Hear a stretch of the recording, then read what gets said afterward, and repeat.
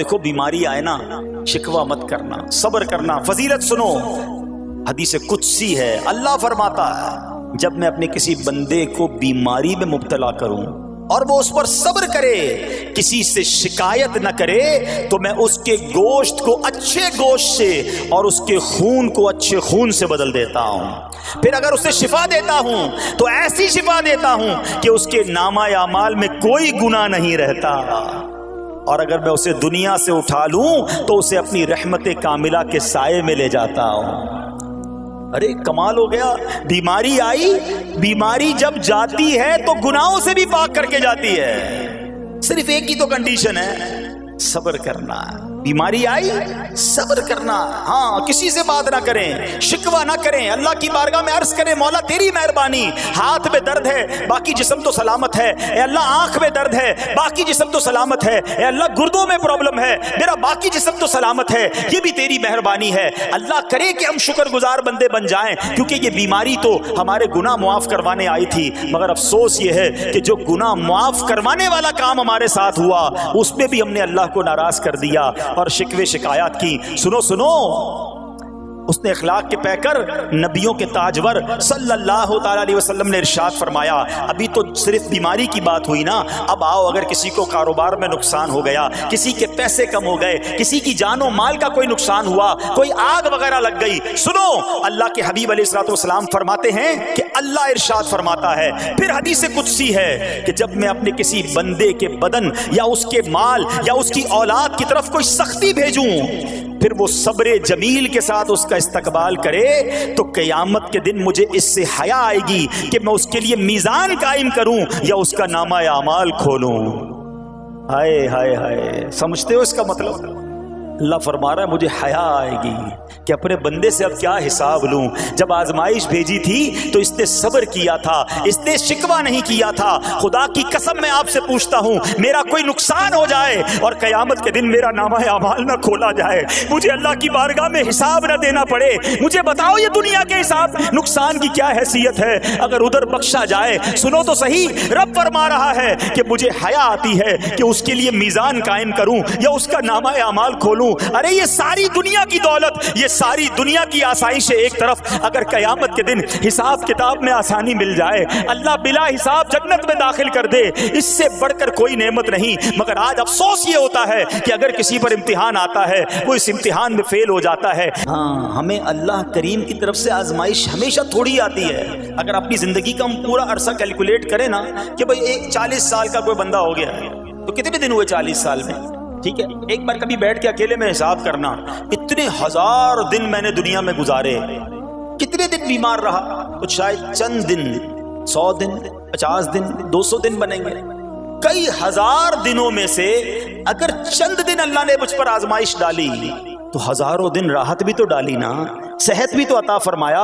اتنے دن جس رب نے چھاؤں میں کھڑا کیا، اگر تھوڑی دیر کے لیے دھوپ آئی ہے تو مجھے شکوہ نہیں کرنے چاہیے۔ یاد رکھنا، ہر رات کے بعد صبح ہے، ہر دھوپ کے بعد چھاؤں ہے۔ اگر تم انتظار کرو گے تو رب ایسی رحمت تم پر نازل کرے گا، اپنے غیب کے خزانوں سے عطا فرمائے گا۔ قرآن میں رب نے وعدہ کیا ہے، وَمَن يَتَوَکَّلْ عَلَى اللَّهِ فَهُوَ حَسْبُهُ، جو اللہ پر بھروسہ کرے اللہ اس کے لیے کافی ہے۔ مگر ہمارا پرابلم یہ ہے کہ جب مشکل آتی ہے ہم یہ ساری باتیں بھول کر بس شکوہ، شکایات اور پریشانی میں چلے جاتے ہیں۔ ارے آپ اس مصیبت کو اللہ کی طرف سے نعمت سمجھ لو، اللہ کی طرف سے یہ سمجھ لو کہ میرے گناہ معاف کروانے، میرے درجات بلند کرنے کے لیے آیا ہے۔ اچھا اب ایک اور بات، اب شیطان بعض لوگوں کے ذہنوں میں یہ وسوسہ ڈالتا ہے کہ میں تو دین کے قریب ہو رہا ہوں، اللہ کے قریب ہو رہا ہوں، اور مجھ پر آزمائشیں کیوں آ رہی ہیں؟ سنو سبحان اللہ، اللہ کے حبیب علیہ الصلوۃ والسلام کی کیا شان ہے۔ ہم اعلیٰ حضرت ایسے ہی نہیں کہتے کہ میں نثار تیرے کلام پر، ملی یوں تو کس کو زبان نہیں، وہ سخن ہے جس میں سخن نہ ہو، وہ بیان ہے جس کا بیان نہیں۔ میرے آقا نے کم و بیش 1450 سال پہلے یہ مسئلہ سالو کر دیا۔ حضرت سیدنا سعد بن ابو وقاص رضی اللہ تعالیٰ عنہ فرماتے ہیں کہ میں نے عرض کی، یا رسول اللہ صلی اللہ تعالیٰ علیہ وسلم، سب سے زیادہ مصیبتیں کن لوگوں پر ہیں؟ گلی مکاتی نا، پنجابی بیچ کہتے ہیں نا، گالی بات ہی ختم کر دی۔ حضور یہ بتائیں سب سے زیادہ مصیبتیں کن لوگوں پر آئیں؟ پیارے آقا نے فرمایا انبیاء پر۔ اللہ اکبر، اللہ کے سب سے قریب تو انبیاء ہیں نا، انبیاء پر۔ پھر ان لوگوں کے بعد جو لوگ بہتر ہیں، پھر ان کے بعد جو بہتر ہیں۔ سنو اب اگلا جملہ، بندے کو اپنی دینداری کے اعتبار سے مصیبت میں مبتلا کیا جاتا ہے۔ اگر وہ دین میں سخت ہوتا ہے اس کی آزمائش بھی سخت ہوتی ہے، اگر وہ دین میں کمزور ہوتا ہے تو اللہ عز و جل اس کی دینداری کے مطابق اسے آزماتا ہے۔ بندہ مصیبت میں مبتلا ہوتا رہتا ہے یہاں تک کہ اس کے دنیا میں ہی اس کے سارے گناہ بخش دیے جاتے ہیں۔ گویا اللہ کی یہ رحمت ہے کہ بندہ بڑا نیک ہو رہا ہے، رب چاہتا ہے کہ اس بندے پر آزمائش بھیجوں، میرا نیک بندہ صبر کرے، اس کے گناہ معاف ہو جائیں اور میرے پاس آئے تو اس کو جنت میں داخل کر دوں۔ اللہ اکبر۔ اے پیارے اسلامی بھائیوں، یاد رکھنا اب جو میں نے ایک سوال قائم کیا تھا نا کہ یار میں تو دین کے قریب، میں تو اللہ کے قریب ہونے کی کوشش کر رہا ہوں اور ایک کے بعد ایک آزمائش آ رہی ہے، یہ کیا ہے؟ اب ایک اور حدیث سن لو، سبحان اللہ۔ حضرت سیدنا انس رضی اللہ تعالیٰ عنہ سے روایت ہے، سرکار والا تبار، ہم بے قصوں کے مددگار، شفیع روز شمار، تو عالم کے مالک و مختار صلی اللہ تعالی علیہ وآلہ وسلم نے فرمایا، جب اللہ عز و جل کسی بندے سے محبت فرماتا ہے، سننا ذرا غور سے، اللہ عز و جل جب اپنے کسی بندے سے محبت فرماتا ہے یا اسے اپنا دوست بنانے کا ارادہ فرماتا ہے تو اس پر آزمائشوں کی بارش فرما دیتا ہے۔ سوال ہے نا کہ میں اللہ دوست بھی بنا رہا ہے، اللہ کریم اس پر محبت بھی فرما رہا ہے اور آزمائشیں بھی بھیج رہا ہے۔ دوست پر آزمائشیں کون بھیجتا ہے؟ دوست کو تو راحتیں ڈالی جاتی ہیں۔ ہائے ہائے، اب یہی تو امتحان ہے، یہی تو چیک ہے۔ سنو، نبی پاک فرماتے ہیں جب اللہ اس پر آزمائش بھیجتا ہے نا، وہ بندہ اپنے رب کو پکارتا ہے، اے میرے رب عز و جل، تو اللہ فرماتا ہے میرے بندے تو جو کچھ مجھ سے مانگے گا میں تجھے عطا فرماؤں گا، تو جلد ہی تجھے دے دوں گا اور اسے تیری آخرت کے لیے ذخیرہ کر دوں گا۔ سبحان اللہ۔ یعنی اللہ والوں کو آزمایا جاتا ہے، ان کے درجات بلند کیے جاتے ہیں، ان کے گناہ معاف کیے جاتے ہیں۔ تو اے میرے پیارے اسلامی بھائیوں، کبھی بھی یہ ذہن میں خیال مت لانا کہ یار میں دین میں قریب آ رہا ہوں، میری آزمائشیں بڑھ رہی ہیں، سمجھ لو امتحان شروع ہو گیا ہے، ٹیسٹ شروع ہو گیا ہے، اب اس ٹیسٹ میں مجھے کامیاب ہونا ہے اور اللہ کے مزید قریب جانا ہے۔ زندگی میں جو گناہ ہو گئے ہیں یہ میرے گناہوں کا انشاءاللہ کفارہ بن جائے گا، میرے درجات کی بلندی کا سبب بن جائے گا۔ اللہ سے عرض کرنا، اے مولا میں تیری رضا پر راضی، میں تیرے فیصلوں پر راضی، اب تک جو دیا تھا تو نے دیا تھا، یہ سب کچھ تیرا ہے، اے رب جب تو واپس لے گا میں اس پر راضی۔ جب یہ ثابت قدمی نصیب ہو گئی پھر دیکھو غیب کے خزانوں سے کیسا آپ کے دل پر سکینہ اترے گا، پھر کیسا آپ پر رحمتوں کا نزول ہوگا۔ تو اے میرے پیارے اسلامی بھائیوں، مصیبتیں آ چکی اور آنے بھی والی ہیں، پہلے ذہنی طور پر تیار رہنا، مگر صبر کرنا۔ یہ چند دنوں کی، چند گھنٹوں کی، چند لمحوں کی مصیبت ہے، مگر یہ تمہارے درجات کو بلند کر دے گی۔ رب کریم صبر کرنے والوں کو پسند فرماتا ہے۔ میں کوئی مسئلہ ہوتا ہے، پرابلم آتی ہے، ہم ساری دنیا سے کہتے ہیں یہ مسئلہ ہو گیا، یہ پرابلم ہو گئی، نہیں، ساری دنیا میں سے کوئی آپ کا مسئلہ حل نہیں کر سکتا۔ اس سے بات کرو نا جو مسائل کو حل کرنے والا ہے، اس سے عرض کرو نا جو مصیبت کو دور کرنے والا ہے۔ ادھر ادھر جانے کی بجائے پرابلم یہ ہے جب بھی مشکل آتی ہے ہم سب کے پاس جاتے ہیں، ہم رب کے پاس نہیں جاتے۔ جاؤ اس کے پاس جو حل المشکلات ہے، جو مصیبتوں کو حل کرنے والا ہے، اس کی بارگاہ میں فریاد کرو۔ وہ شاعر کتنی پیاری بات لکھتے ہیں نا، یہ بہت سارے لوگوں کے لیے درس ہے جو اپنی پرابلمز کے لیے دنیا والوں کے پاس جاتے ہیں۔ ارے اگر پکارنا ہے تو اللہ کی بارگاہ میں پکارو، التجا کرنی ہے تو اللہ کے حبیب سے عرض کرو نا۔ شاعر لکھتے ہیں، کسی کا احسان کیوں اٹھائیں، کسی کو حالات کیوں بتائیں، کسی کا احسان کیوں اٹھائیں، کسی کو حالات کیوں بتائیں، تمہیں سے مانگیں گے تم ہی دو گے، تمہارے در سے ہی لو لگی ہے۔ ہم اللہ کی بارگاہ میں عرض کریں، اللہ کے حبیب کی بارگاہ میں لو لگائیں۔ دنیا والوں کے پاس کچھ نہیں رکھا، لیکن ہم دنیا والوں کو بتا کر اپنے صبر کا ثواب بھی ضائع کر دیتے ہیں۔ تو آج مشکلیں ہیں، پریشانیاں ہیں، ٹینشن ہیں، لوگ جب پریشان ہوتے ہیں تو صبر کا دامن تھامنے کی بجائے نارملی بے صبری، شکوے اور شکایات کی طرف جاتے ہیں۔ تو زندگی میں جب بھی کوئی معاملہ آئے نا، ہمیں اللہ کے کلام کی طرف رجوع کرنا چاہیے، اللہ والوں کی سیرت کی طرف رجوع کرنا چاہیے، اور رب کریم کے جو منتخب ترین بندے ہیں، دنیا کے افضل ترین جو افراد ہیں، وہ انبیاء کرام علیہ الصلوۃ والسلام ہیں۔ تو ہمیں جب بھی کوئی پرابلم آئے، جب بھی کوئی مسئلہ درپیش ہو، پہلے دیکھیں اللہ والوں نے اس موقع پر کیا کیا تھا، قرآن کیا کہتا ہے، حدیث کیا کہتی ہے، تو پھر زندگی میں چیزیں آسان ہو جاتی ہیں۔ تو حضرت ایوب علیہ السلام کی سیرت کے بارے میں جانتے ہیں کہ آپ حضرت اسحاق علیہ السلام کی اولاد میں سے ہیں، اور ان کی والدہ حضرت لوط علیہ السلام کے خاندان سے ہیں۔ اللہ تعالیٰ نے آپ کو ہر طرح کی نعمت سے نوازا تھا۔ آپ حسن و صورت والے بھی تھے، یعنی آپ کو اللہ پاک نے بہت خوبصورت بھی بنایا تھا، اور اللہ کریم نے مال بھی بہت دیا، اولاد میں بھی کثرت دی، ویل آف لائف تھی، خوبصورتی بھی ہے، مال بھی ہے، اولاد بھی ہے۔ اچھا، پھر ظاہر مال تھا تو گھر بھی تھے، جانور بھی تھے۔ اس زمانے میں جو ویلتھ ہوتی تھی، جو پیسہ ہوتا تھا، وہ جانوروں کی صورت میں ہوتا تھا۔ آج کل لوگ گاڑیاں رکھتے ہیں، سونا زیورات رکھتے ہیں، اس زمانے میں جانور ہوتے تھے۔ بلکہ اب بھی اگر پاکستان کے بھی آپ انٹیریئر کے ایریا میں چلے جائیں، گاؤں گوٹھ میں جائیں، تو لوگ اپنا مال و دولت سے جانور ہی خرید رہے ہوتے ہیں۔ ان کے نزدیک یہی ان کا جو ہے وہ جو بھی ان کا کاروبار ہوتا ہے اور مال ہوتا ہے۔ اب آپ پر امتحان آیا، آزمائش آئی، اور وہ آزمائش کیسے آئی کہ پہلے آپ کا مکان گرا، اور خاندان کے جتنے افراد تھے اور آپ کے بیٹے تھے، جتنے بھی آپ کے بیٹے تھے نا، وہ سب اس مکان کے تلے دب کر انتقال کر گئے۔ اللہ اکبر۔ آپ کو آ کر خبر دی جاتی گئی کہ حضور آپ کا مکان گر گیا ہے، آپ کے بچے دب گئے اور دب کر ان کا انتقال ہو گیا ہے۔ آپ فرماتے تھے میرا کیا ہے، جس کا تھا اس نے لے لیا، جب تک اس نے مجھے دے رکھا تھا وہ میرے پاس تھا، جب اس نے چاہا اس نے واپس لے لیا، اسی نے دیا تھا نا۔ تھوڑی دیر بعد خبر آئی کہ آپ کے جتنے جانور تھے، ہزارہا اونٹ تھے، بکریاں تھی، ریوڑ کے ریوڑ تھے، سارے جانور جو ہیں وہ مر گئے۔ کسی نے آ کر کہا کہ اب آپ کی جتنی دولت تھی، جتنے جانور تھے، وہ بھی مر گئے۔ سبحان اللہ۔ آپ اللہ کا شکر بجا لاتے، کہتے یا اللہ، جو رب کا تھا اس نے واپس لے لیا، اسی کا تھا، جتنی دیر چاہا میرے پاس رہا، واپس لے لیا اس نے۔ میں اپنے رب کی رضا پر راضی، میں اس امتحان پر راضی ہوں۔ اللہ اکبر۔ اب کیا ہوا کہ آپ کی تمام کھیتیاں اور جو باغات تھے، بہت بڑی زمینیں تھیں، بڑے بڑے کھیت تھے، وہ بھی سارے کے سارے برباد ہو گئے۔ کسی نے آ کر بتایا کہ حضور اب تو کھیت بھی گئے، اب باغات بھی گئے۔ آپ نے فرمایا کہ جس کا تھا اس نے لے لیا، میں اس کی رضا پر راضی ہوں، جب تک میرے پاس تھا وہ میرے پاس تھا، اب رب نے واپس لینا چاہا تو اس نے لے لیا۔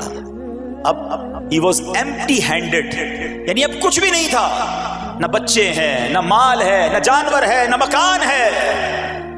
مگر حضرت ایوب علیہ السلام کی زبان پر پھر بھی شکر ہے، اب بھی شکر ہے، شکوہ نہیں ہے کہ اللہ میں تیری رضا پر راضی ہوں۔ لیکن ابھی امتحان ختم نہ ہوا تھا، اور اس امتحان کے پیچھے بعض مفسرین نے ایک اور قول بھی نقل کیا کہ شیطان نے حضرت ایوب علیہ السلام کو دیکھ کر اللہ کی بارگاہ میں کہا کہ مولا، یہ تیرا بندہ اس لیے تیرا شکر گزار ہے کہ تو نے اسے بڑا نوازا ہے، بڑا مال دیا ہے، اولاد دی ہے، گھر دیا ہے۔ اب رب کریم نے حضرت ایوب پر امتحان بھیجا تاکہ پتہ چلے کہ میرے نیک بندے امتحان کے بعد بھی صبر کرتے ہیں۔ لیکن اب سب چلا گیا نا، تو شیطان نے کہا کہ ابھی جان تو باقی ہے نا، صحت تو باقی ہے۔ اللہ اکبر۔ مزید آزمائش آئی، اور یہ ہوا کہ آپ کو بیمار کر دیا گیا۔ مبارک جسم پر بڑے بڑے آبلے پڑ گئے، پھوڑے جس کو کہتے وہ پڑ گئے۔ اس حال میں آپ کے سارے دوست بھی آپ کو چھوڑ کے چلے گئے۔ آج کل ویسے بھی حال ایسا ہی ہے جناب، جب تک پیسہ ہے، شہرت ہے، آپ کے پاس کوئی مال ہے تو آس پاس بہت سارے لوگ ہوتے ہیں، مگر جب یہ سب چیزیں چلی جائیں نا، تو بعض اوقات ایسی کنڈیشن میں اپنے اور پرائیوں کی جانچ بھی ہو جاتی ہے کہ اب کون کھڑا ہے۔ دوستی مال کے لیے تھی، دوستی شہرت کے لیے تھی، دوستی منصب کے لیے تھی، یا کسی کی ذات سے واقعی خالص دوستی تھی؟ اب کیا ہوا؟ آپ کے سارے رشتہ دار، سارے دوست بھی دور چلے گئے، سوائے آپ کی فرما بردار زوجہ تھی جن کا نام تھا رحمت بن افراہیم، اور یہ حضرت یوسف علیہ السلام کی پوتی بھی تھی، اللہ کے نبی کی آل سے تھی، وہ آپ کی خدمت کرتی رہی۔ اب جسم پر پھوڑے ہیں، آبلے ہیں، ایک بیوی ہے، نہ پیسہ ہے، نہ مال ہے، نہ بچے، واٹ ایور جو تھا سب ختم، مگر زبان ہے کہ اس پر پھر بھی اللہ کا ذکر جاری ہے، پھر بھی شکر جاری ہے، پھر بھی صبر ہے۔ بات کرنا آسان ہے جناب، مشکل آئے اور صبر کرے بندہ، اصل امتحان یہ ہے زباں پر شکوائے رنجو علم لایا نہیں کرتے، زباں پر شکوائے رنجو علم لایا نہیں کرتے، نبی کے نام لیوا غم سے گھبرایا نہیں کرتے۔ ہم میں سے کسی پر ایسی آزمائش نہیں آئی نا، چھوٹی موٹی آزمائشیں تو آتی رہیں گی۔ ایک بات یاد رکھنا، یہ زندگی کی جو گاڑی ہے نا، یہ مسائل کے پہیوں پر ہی چلتی ہے۔ ہمیں بعض اوقات کسی کی گاڑی، کسی کا مکان، کسی کا خوبصورت چہرہ، کسی کی مسکراہٹ دیکھ کر لگتا ہے یار یہ تو دنیا کا سب سے سخی آدمی ہے۔ ایسا نہیں، تو یہ نہ سمجھے کہ سارا جہان جناب سخی ہے اور میں اکیلا دکھی ہوں، ایسا نہیں ہوتا، بلکہ ہر اس جہاں میں تقریباً ہر بندہ ایسا ہوتا ہے جس کے ساتھ کوئی نہ کوئی دکھ لگا ہوا ہوتا ہے، کوئی نہ کوئی پریشانی ہے، کسی کو مال کی پریشانی، کسی کو روزگار کی پریشانی، کسی کو بیماری لگی ہے، کسی کو اور ٹینشن ہے۔ تو یہ کبھی بھی نہ سوچے کہ میں زندگی گزاروں گا اور کوئی ٹینشن نہیں آئے گی، تیار رہو امتحان کے لیے، امتحان ضرور آنا۔ اب کمال یہ ہے کہ اس امتحان میں پاس کون ہوتا ہے۔ حضرت ابراہیم پر امتحان آیا، زبان پر صبر ہے، شکر ہے، شکوہ نہیں ہے۔ اب کیا ہوا کہ آپ کا سال ہاں سال تک یہ محال رہا، یہ 2-4 مہینے کا پرابلم نہیں تھا، کئی سال تک آپ بیمار رہے۔ آپ کی زوجہ جو ہے وہ خدمت کرتی رہی۔ اچھا یہاں ایک غلط فہمی دور کر دوں کہ کچھ لوگ یہ کہتے ہیں، یہ کتابوں میں پتہ نہیں کچھ کتابوں میں لکھ دیا گیا کہ حضرت ایوب علیہ السلام کو معاذ اللہ کوڑ کی بیماری ہو گئی تھی۔ ایسا بالکل نہیں تھا، کوڑ کی بیماری نہیں ہوئی تھی، بلکہ نہ کوڑ ہوا نہ جزام ہوا، آپ کو جسم پر پھوڑے پھنسیاں جن کو کہتے ہیں آبلے نکل آئے تھے، کیونکہ کوڑ کی بیماری وہ ہوتی ہے کہ جس سے لوگ نفرت یا حقارت کرتے ہیں۔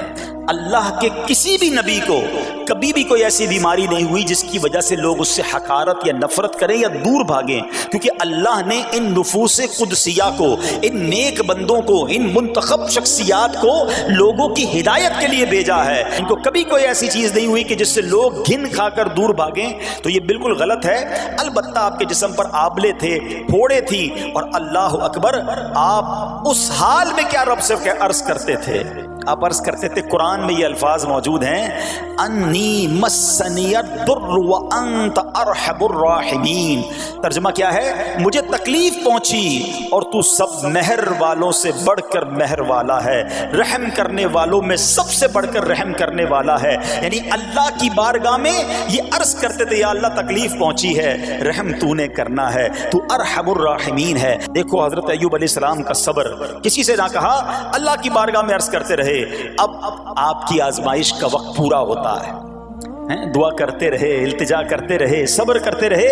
حکم ہوا کہ اپنا پاؤں زمین پر مارو۔ حضرت ایوب علیہ السلام نے پاؤں زمین پر مارا تو زمین سے ایک چشمہ پھوٹ اٹھا۔ حکم الہی سے حکم دیا گیا کہ اب اس پانی سے غسل کرو۔ آپ نے جب اس پانی سے غسل کیا تو آپ کی تمام بیماریاں دور ہو گئیں۔ پھر آپ 40 قدم چلے، دوبارہ زمین پر قدم مارنے کا حکم دیا۔ قدم مارتے ہی ایک اور خوبصورت لذیذ ٹھنڈے پانی کا چشمہ نمودار ہوا۔ پانی ٹھنڈا، میٹھا اور لذیذ تھا۔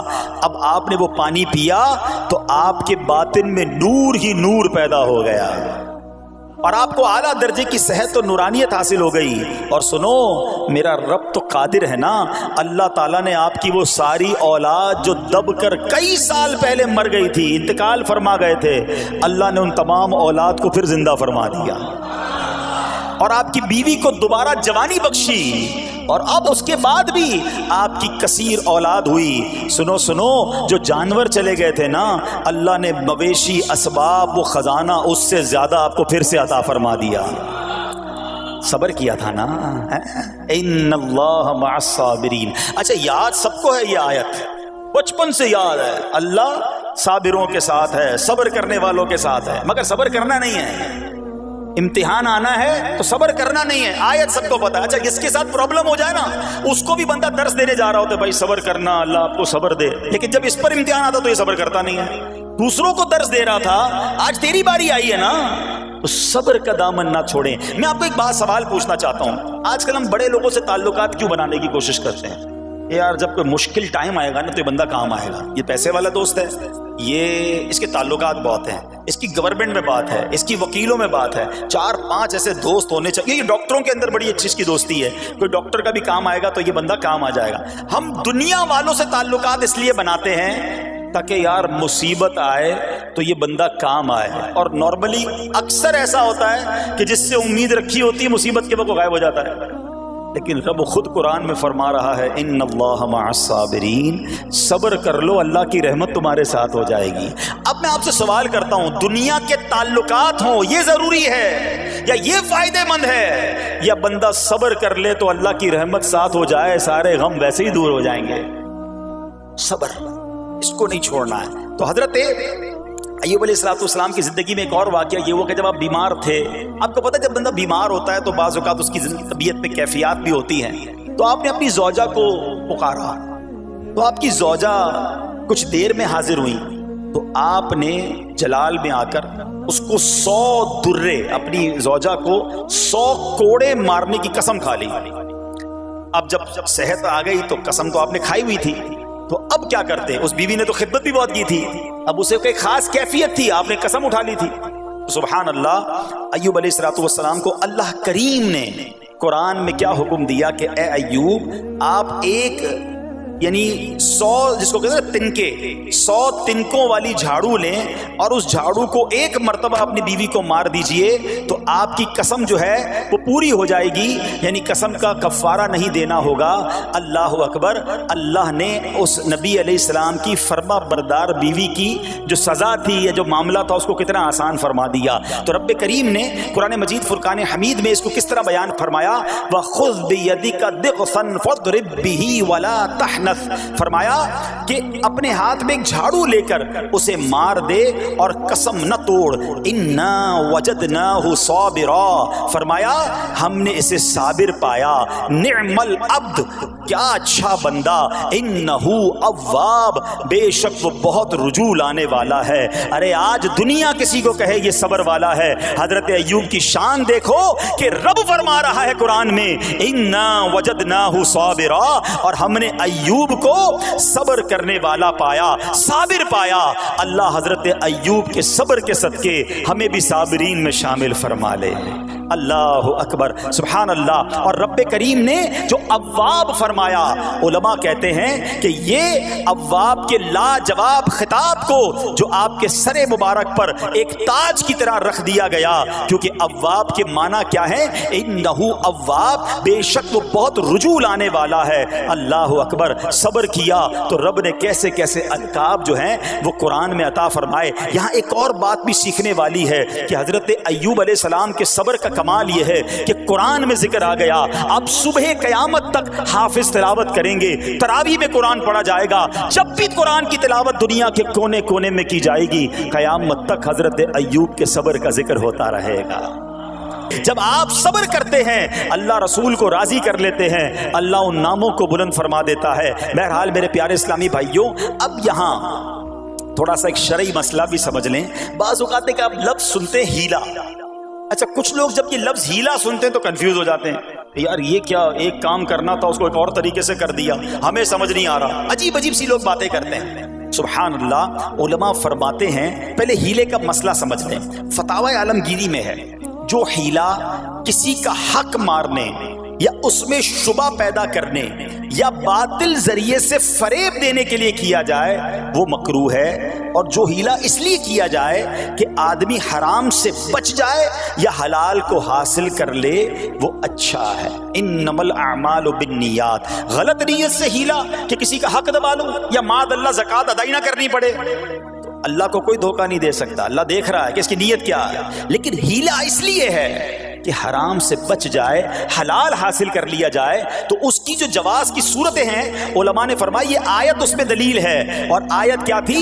وَخُذْ بِيَدِكَ ضِغْثًا فَاضْرِبْ بِهِ وَلَا تَحْنَثْ، اور فرمایا اپنے ہاتھ سے ایک جھاڑو لے کر اسے مار دو اور قسم نہ توڑو. قسم تو 100 کوڑے مارنے کی تھی، اللہ کریم نے آسانی کا راستہ بتایا. ہاں ایک بات یاد رہے، یہ بڑی امپورٹنٹ بات کرنے جا رہا ہوں کہ مفتیان کرام، قابل اعتماد مفتیان کرام سے رہنمائی لے کر ہم جیسے لوگوں کو، عوام الناس کو کوئی ہیلا اپنے طور پہ نہیں کر لینا چاہیے. ہاں کیونکہ بعض ہیلوں کی شرعی طور پر اجازت نہیں ہوتی، اور بعض اوقات ہیلا کرنے میں ایسی غلطی لوگ کر جاتے ہیں جن کی وجہ سے ہیلا ہوتا ہی نہیں ہے. تو یہاں صرف آپ کو دلیل بتانا تھا، باقی اگر کسی قسم کا کوئی شرعی ہیلا کرنا ہے تو قابل اعتماد مفتیان کرام سے رجوع کیا جائے. سبحان اللہ. اب حضرت ایوب علیہ السلام کے صبر کی بات ہوئی ہے نا، اللہ نے پتہ ہے آپ کو کتنا مقام عطا فرمایا کہ نبی کریم صلی اللہ تعالی علیہ وآلہ وسلم نے ارشاد فرمایا حضرت ایوب لوگوں میں سب سے بڑھ کر عالم،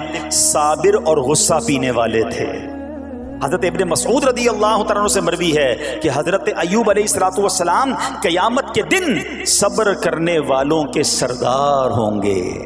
ہاں صبر کرنے والوں کے بھی سردار ہوں گے. اچھا بعض اوقات ہوتا کیا ہے، اچانک کوئی پرابلم آ گئی، کہیں آگ لگ گئی، گاڑی میں نقصان ہو گیا، پیسے چوری ہو گئے، موبائل چوری ہو گیا، کوئی چیز میں نقصان ہو گیا، کاروبار میں نقصان ہو گیا، صحت خراب ہوئی.